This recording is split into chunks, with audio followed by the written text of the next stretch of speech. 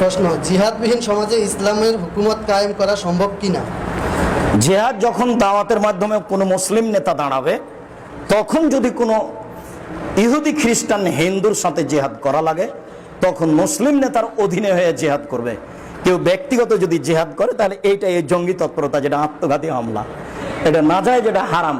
এ ব্যাপারে আমরা এদেশের মাটিতে সর্বপ্রথম কলম ধরেছি, বইয়ের নাম কে বড় লাভবান। এদেশের মাটিতে আমি আব্দুর রাজ্জাক বিন ইউসুফ সবচেয়ে কঠিন ভাবে এই নোংরা জঙ্গি তৎপরতার বিরুদ্ধে বলেছি। এদেশের সরকার সহ, এদেশের প্রশাসনের সর্বস্তরের মানুষ সহ, এমপি মন্ত্রী সহ, এদেশের মসজিদের ইমাম সহ, এদেশের বক্তা আলোচক সহ সবার নিকটে আমি আব্দুর রাজ্জাক বিন ইউসুফ দীর্ঘ আপনার 2005 সাল থেকে কঠিন ভাবে মুখে বক্তব্য দিয়ে আসছি এবং কলমে লেখা আসছি, এই জঙ্গি তৎপরতা ইসলামের নামে প্রতারণা দেওয়া হচ্ছে, এখান থেকে আপনাকে সাবধান থাকতে হবে। এটা জেহাদ নয়, জেহাদ এইভাবে হয় না। জেহাদ হয় মুসলিম নেতার অধীনে, জেহাদ হয় কাফেরের বিরুদ্ধে, জেহাদ হয় ইহুদির বিরুদ্ধে, জেহাদ হয় খ্রিস্টানের বিরুদ্ধে।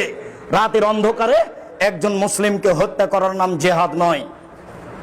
এইভাবে আত্মঘাতী বোমা হামলা করে জীবনকে নষ্ট করার নাম জেহাদ নয়। আমরা বুঝে সুঝে কলম ধরেছি 2005 সাল থেকে, আমরা বুঝে সুঝেই মুখে বলে আসছি।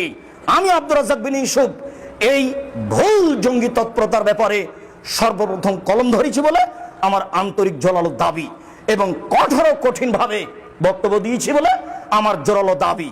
এদেশের সরকার সহ সর্বস্তরের মানুষকে সোচ্চার সাবধান থাকার জন্য অনুরোধ জানিয়েছি বলে আমার দাবি।